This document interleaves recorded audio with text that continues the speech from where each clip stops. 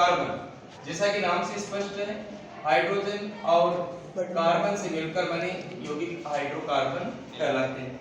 मुख्य रूप से दो प्रकार के होते हैं, एक होता है संतृप्त हाइड्रोकार्बन और दूसरा होता है असंतृप्त हाइड्रोकार्बन। संतृप्त हाइड्रोकार्बन वे हाइड्रोकार्बन जिनमें कार्बन और कार्बन के मध्य एकल बंध पाया जाता है। असंतृप्त हाइड्रोकार्बन वे हाइड्रोकार्बन जिनमें कार्बन और कार्बन के मध्य या तो डबल बॉन्ड होता है कहीं ना कहीं श्रृंखला में, या फिर कार्बन और कार्बन के मध्य ट्रिपल बॉन्ड होता है। कार्बन कार्बन के मध्य एकल बंध होता है तो ऐसे हाइड्रोकार्बन को हम कहते हैं एल्केन। कार्बन और कार्बन के मध्य ओनली फॉर सिंगल बॉन्ड हो तो ऐसे हाइड्रोकार्बन कहलाते हैं एल्केन।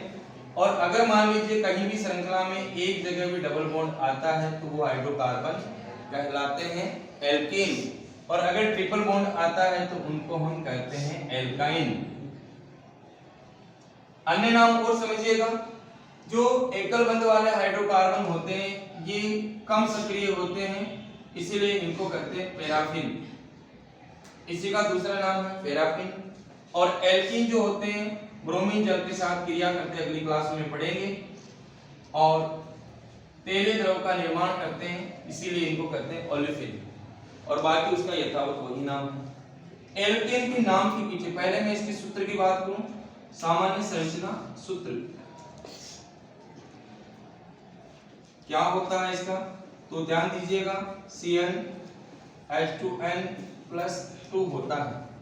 इसका सामान्य संरचना सूत्र में हम लास्ट वाला 2 हटा देंगे, वो इसका रह जाएगा CnH2n+2 था तो वो 2 हट गया, यहां पर क्या हुआ +2 के स्थान पर -2 हो जाएगा।